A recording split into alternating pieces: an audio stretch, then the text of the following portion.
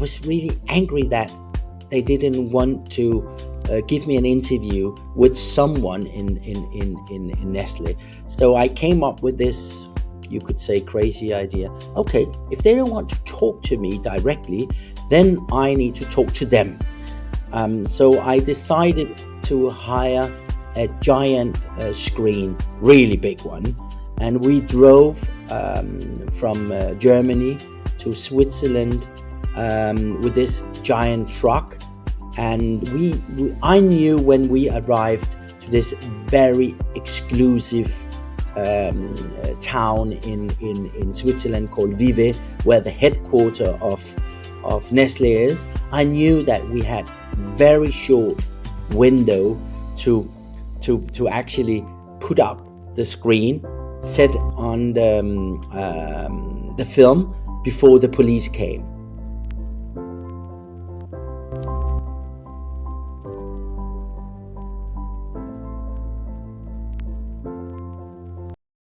Okay, hello guys. Welcome to the Tales of Africa podcast with your host Richmond Setrana. Today, I have a very interesting guest in our studio. He goes by the name Mr Miki Misrati. He's a Danish film director. Actually, he's a multi-award winning filmmaker, executive producer, and an author of 14 books. So what makes Mr. Misrati very interesting is that in 2010, he came up with a documentary called The Dark Side of Chocolate that talks about the exploitation and slave trading of African children who harvest cocoa for multi-million-dollar chocolate producing companies. And Mr. Misrati did something that's very interesting, which has really gone viral. So what he did was that when he came up with the findings of the documentary, he presented it to the Nestle headquarters in Switzerland, but they didn't want to give him an ear. So he mounted giant screens across from the headquarters, and then he played the documentary on the giant screens. So we are not here to tell his story. We'll give him the opportunity to tell us the story himself. But this is just a little way for you to understand who Mr. Misrati is. So Mr. Misrati, it's an honor to have you on the Tales of Africa podcast.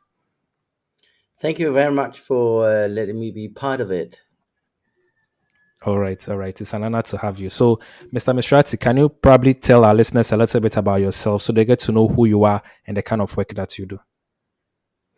Yeah, I have been a filmmaker for more than 25 years. I've produced 85 films, documentaries, mostly about social issues or crime stuff. I've been interested in the chocolate industry since I started in 2008. Okay. And basically that just started very because I was just a consumer, basically trying to buy a chocolate bar in my local supermarket, and there were 7 different chocolate bars, and one was had a fair trade on it, and I was just wondering, if one is fair trade, what about the 6 others? Were they then unfair trade? So I basically was just curious, and then I started my investigation. And today, I think I'm quite well known for my films about the chocolate industry, because I've been producing 4 films. Yeah, so I think I'm not someone in the cocoa and chocolate industry who loves me. To be honest. Wow. Okay, that's interesting. So, I think you answered a little bit about the next question that I wanted to ask about you being a Danish man, a European, and you were so interested in the how chocolate is produced, coming all the way to Africa to come and find out about the chocolate industry, how the cocoa is being harvested in Africa, and all that. So, probably you can go a little bit deeper into that because I know you came all the way to Ivory Coast to come and check it out and all that. So, why did you show so much Yeah. keen interest in it? Is it because maybe Ivory Coast and Ghana are probably the 2 largest exporters of cocoa beans? Does that also play a role? Yeah. I mean, yeah, I've been to Ivory Coast and in Ghana and Burkina Faso and Mali, I think 15 times. Um, I have to say my interest for this, as someone live up north in a small tiny country calling Denmark, and then being interested in this. That was really because when I started my investigation into cheap chocolate production, someone told me you should go to Ivory Coast and you will find that most of the production is done with help of illegal children working either as trafficked from the bordering countries from Burkina Faso or from Mali, and then into Ivory Coast, and you will find it all over the place. And the big companies doesn't care; they know about it, but they don't want anyone to talk about it. So I decided to go to Ivory Coast with a huge help from an African Ivorian journalist I know. He said to me, it's quite easy to find. You go to the bush, it's all over the place. And it was so shocking for me to see that children down to 6 years old were working in the cocoa field, not with their families, with, you know, they were from Burkina, they were from Mali. And I was just curious about how come they traveling from such a distance from places up north in Mali and into Ivory Coast. And then I did my investigation further and met a lot of extremely important people in Mali, extreme important in terms of being helpful. And they said to me, "Hey, this is our daily life. You should know up north that in Europe, you think that we just do this for fun. No, this is part of our daily life." And then I revealed how the trafficking was ongoing through the border between Mali and Ivory Coast. No one really cared about it. It was, you know, and then they ended up in cocoa fields in Ivory Coast, and that was shocking for me. Not that locals are involved in it, because how can you blame someone who can't afford to to feed their families? No, I'm talking about the end users of it, the Yeah. industry. The industry has such a power, they have such a possibility to end this, but they didn't care. And when I did the first film back in 2010, they even tried to say, "Oh, we didn't know about it," which was one big fat lie, because it was all over the place. I cannot imagine anyone working for the big corporations in Abidjan, they didn't know about it. It takes a few hours, go to the cocoa belt in the West Country, Southwest, and it's all over the place. So I think it's about, inside me, I have um, a um, a desire to try to be an advocate for especially children in need.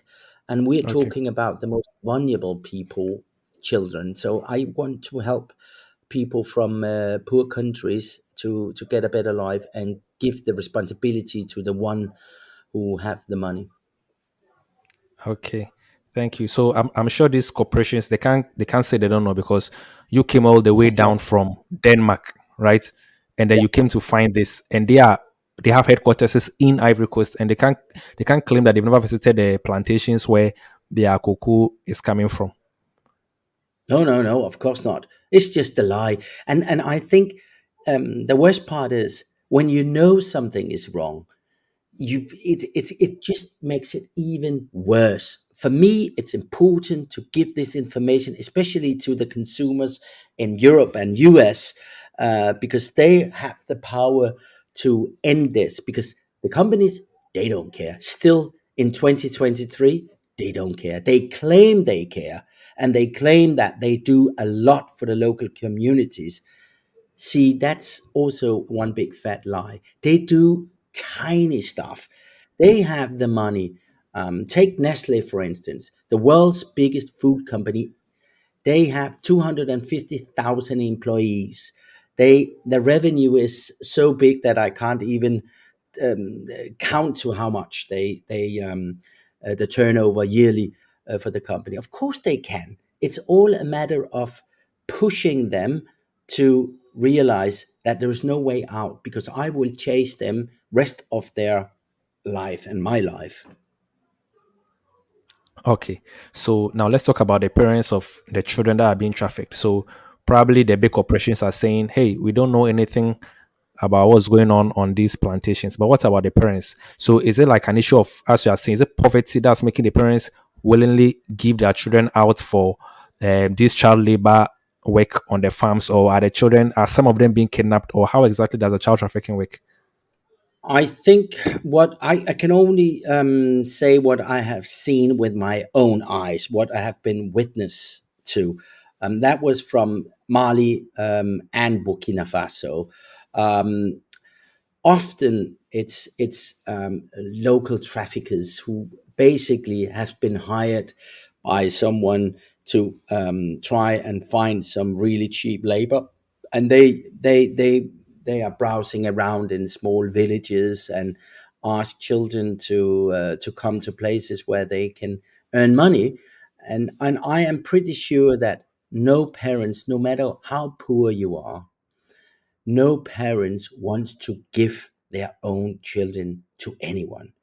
Love is universal. So, of course, you love your children. In some aspects, you might be pushed to do something you will regret later. But when you are so poor that you can't feed your own family, desperation is one thing, but selling your own children is basically something I haven't seen with my own eyes. I have seen that a child, she was from Mali. We caught her in the border region to the northern part of Ivory Coast. I remember this so clearly. She told me that she was a thousand kilometers from home. She told me that her parents were telling her to go and find a job. She was, I can't, I can't remember. Well, I don't think she even knew that, but maybe 9, 10, 11 years old. um, and she ended up in the arms of some bad people who want to get her to Ivory Coast, which was just like devastating. And another time I saw someone also from Mali. He was on the other side, so he was in Ivory Coast, and he was crying. He was maybe 8 years old. We couldn't do anything because I was afraid of the local militias at that time. But he was crying and wanted to go home, and he couldn't. So we had to leave him at this station where someone was taking him to further south of Ivory Coast. And the third thing was in Burkina Faso, where someone was able to escape. He was 10 years old and told me the story about how some older guys were luring him into to this job in a plantation, and they were actually from Burkina Faso, the one who did it. Um, but to be honest, it's really difficult for me to be. I don't want to go after the local traffickers. Of course, what they do is absolutely wrong, but um, it could be stopped. This is a part of um, a bigger structure where Okay. the end is the companies, and they could make an end of this. And this is what really makes me sad.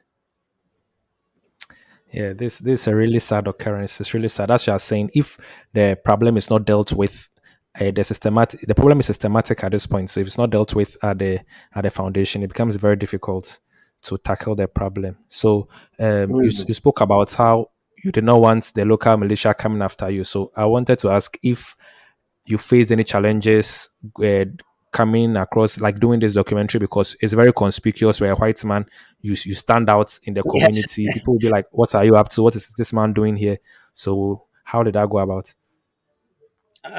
I think well, I know it's basically I wouldn't be able to do any of the many things I've been doing without help from local people, fixers who really know the drill. How you cannot just go to a community like you do in Europe. Then, if you want to talk to someone, you just go and say hello, and then asking for stuff. That's not how it works in many places in Africa. You need to be patient. Every time I have to go to a community and talk to people because they are suspicious, of course. But at the end of the day, when they realize that what I am doing is basically trying to make a better living for the locals, there is an acceptance of what I'm doing, and because of the local people I work with are so great, they do without their help. I would have said I couldn't do anything because you need to have someone who really, really, first of all, speak the local language and really knows how a community work and how the chief. You need to go to the chief. You need to be patient. You need to, understand and respect all the culture around it, and not just be a a white guy who just want his story. You need to listen and remember the many places I've been going to, some say no because they are afraid, and some are afraid of I am working with the local government or whatever. But I'm not.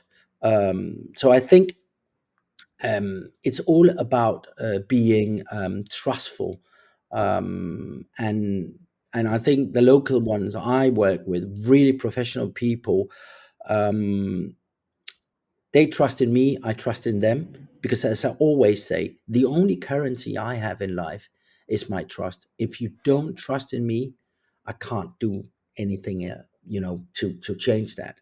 So trust is such an important thing. Okay. So what about like were there threats? Maybe the local child traffickers they come after you, local militia. Were you in any danger of any kind? Yeah, well, once I was that was in Mali because one thing, yeah, of course, if locals will know this, but don't drive in the bush in the night. So, but we had to go from a border town, the south of Mali, into Ivory Coast. So we had to leave the town because people were talking about, not many white people were out there. So my local guy said to me, "Hey, we have to leave." No matter that it's in very dark now.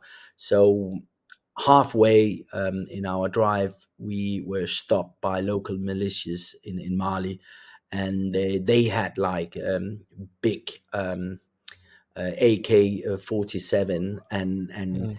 I remember I was scared because, you know, Wow. getting stopped by local militias can be like quite dangerous. But and I looked at my fixer, and he looked a bit scared too. That was where I knew there was something really wrong. And he said to Mm. me, "Just give them every single penny you have in your pockets." And I gave them all my money, and I think at that point they were happy. So I was scared. One Yeah. second I thought, should I just say I don't have any money? But realizing if they were asking to look at my pockets, and they're not stupid, they know I have money, because otherwise, why would I travel? So that at that point, I was really scared. But in terms of traffickers, I haven't met any threats. But remember, when I work in the bush, I never stay too long each places. You need to go in, do your stuff, go.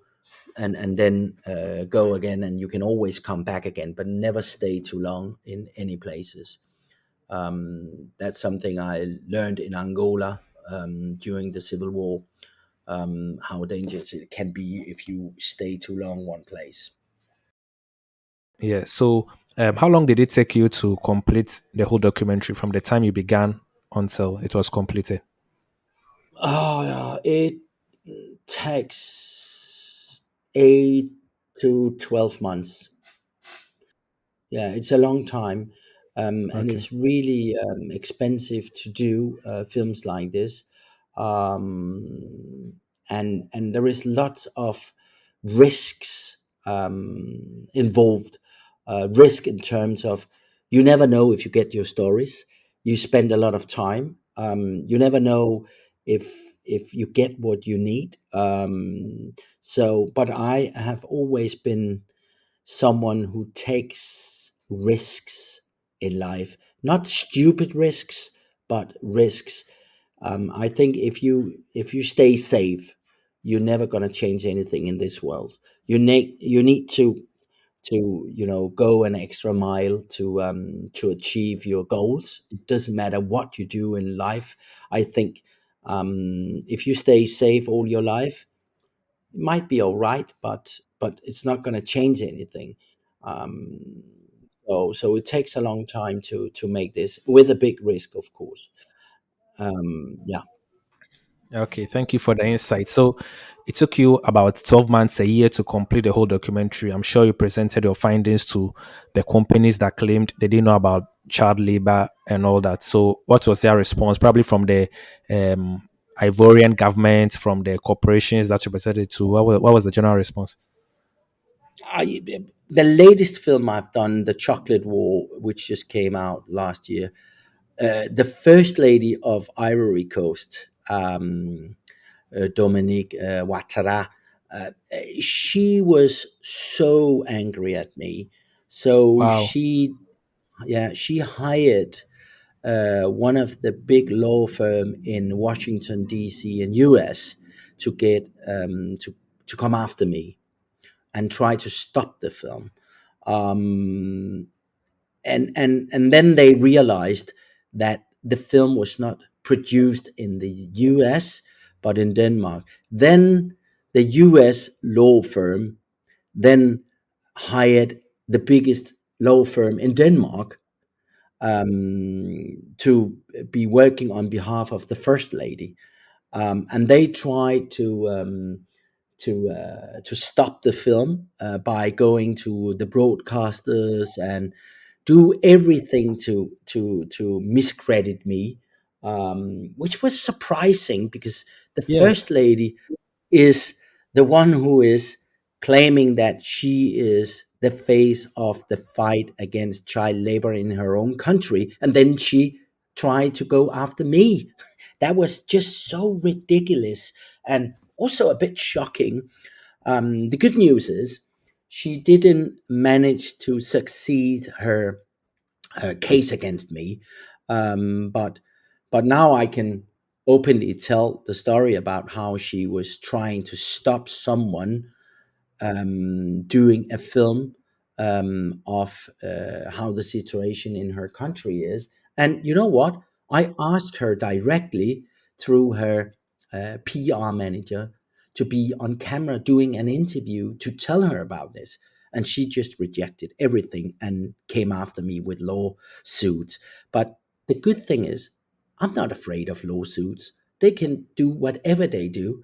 I am trying to give the general public in Europe, in US, in Africa. And I really appreciate this podcast because I think these information needs to come out in Africa too, because lots of people do not know in Africa how, especially West Africa, knows how this industry works if they are not part of the industry.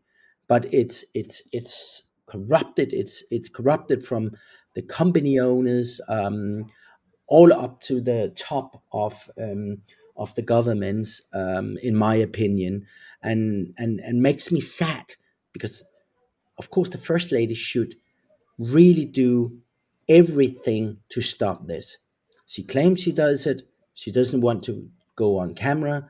And now I probably can't go back to Ivory Coast because then I probably would be arrested first thing in the airport. This is an interesting revelation. So I don't know what's why is she coming after you? I thought you were doing a good thing for the Ivorian government. Yeah, I thought so too. It's interesting. It was because we were questioning a project. She is head of a child rescue center.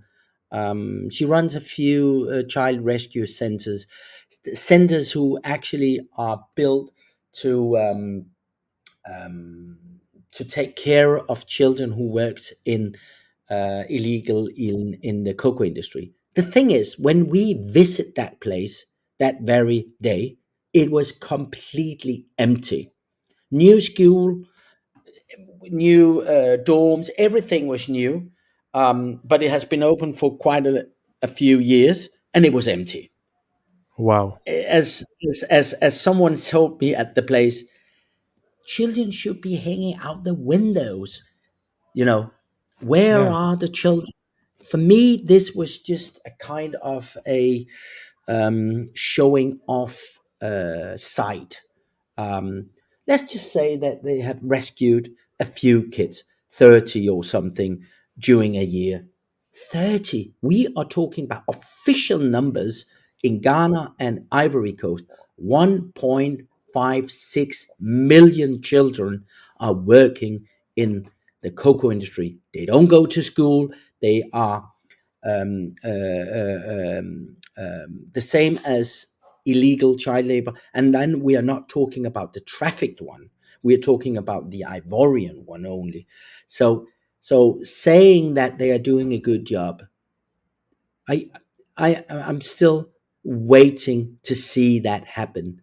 You know, it's so I guess she was just really pissed off at me that I was even questioning this. But I think you need to be able to ask all the questions, even to the first lady.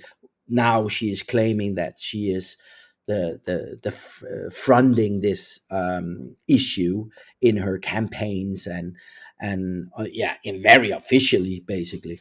So I was shocked that she was looking at me as a threat instead of the companies.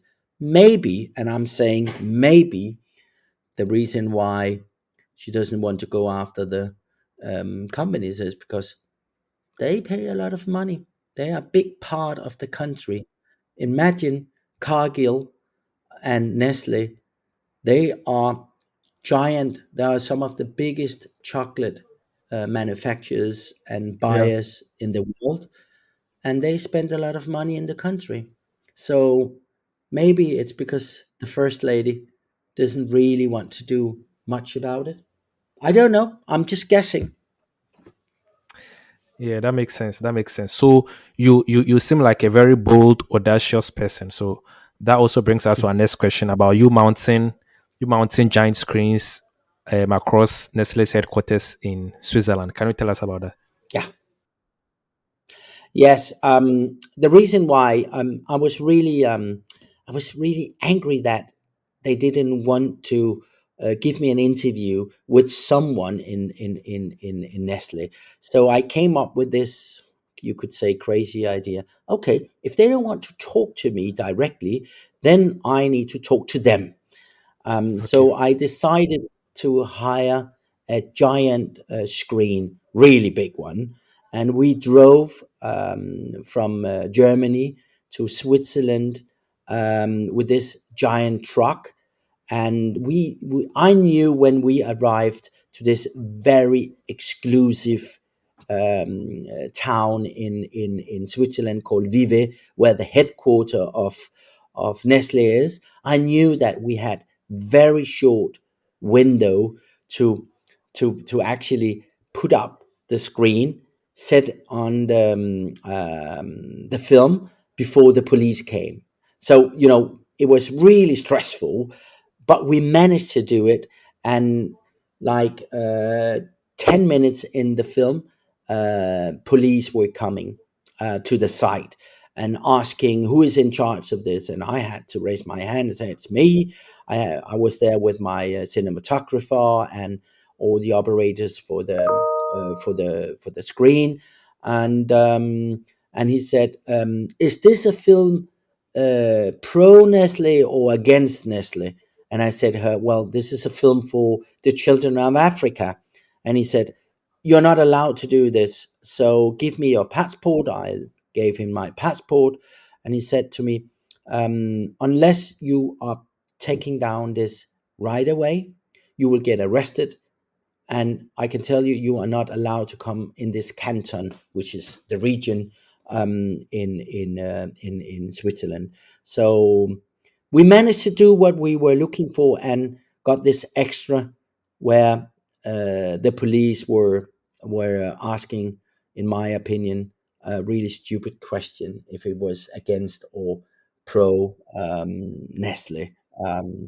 But it worked out very well, because I got my informations out, despite I'm banned in that part of Switzerland. But I think it was worth. Wow. So I'm sure then you also don't eat Nestle products, probably. No, I don't. I am boycotting everything from Nestle. But beware about Nestle. Nestle owns 2,000 brands. Hmm. Um, and people are not aware of that.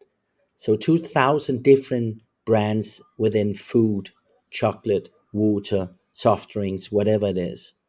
But I'm always looking at any signs on everything I buy, because I never buy anything from Nestle. That's interesting. And sometimes you have to pay the price sacrifice for a greater good. So thank you. Mm.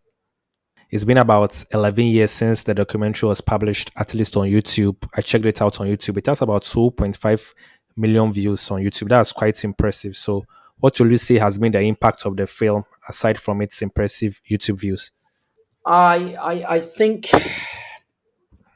a lot of I think the biggest impact is that more and more consumers, more and more people are aware of this problem. I think it has been going too slow to make changes. But beware, when I did my first film, um, the companies rejected everything and said we didn't know anything. Today, they cannot say that. So they are more focused on it, and I think they are really afraid of the consumers. They're afraid of people not buying their brands.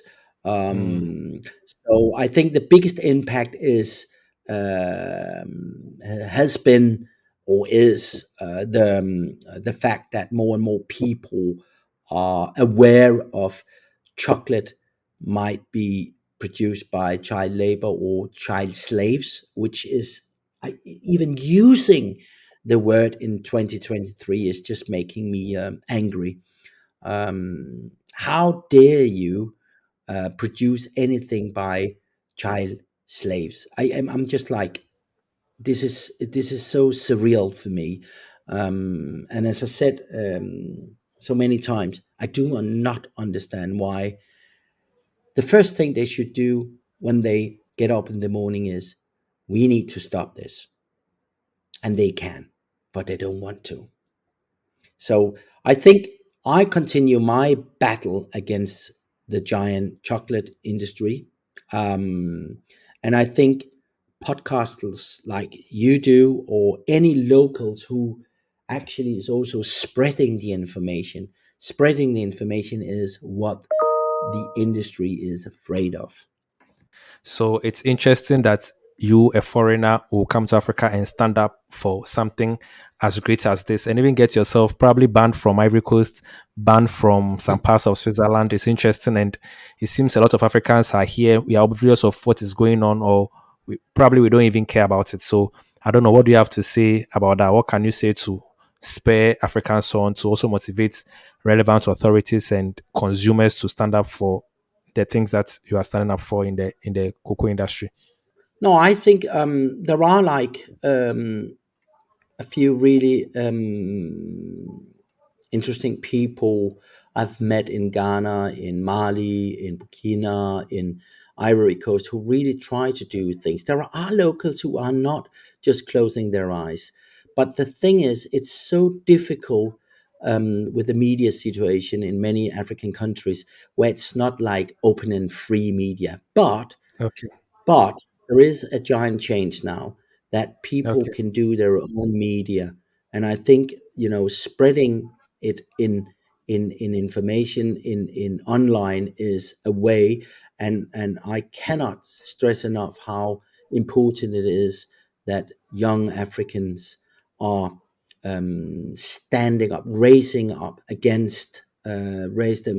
up against the big corporations, because none of the big corporations care about them.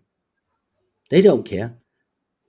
So I think it's time to stand up and say enough is enough. And I see a lot of extremely good development in other industries where locals are trying to stand up and go against this.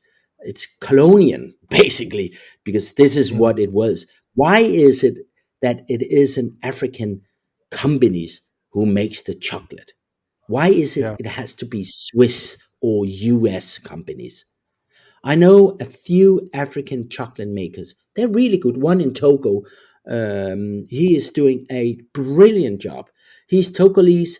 He has his own plantations. He now has a small factory, and the Togolese national airways are using his chocolate on board.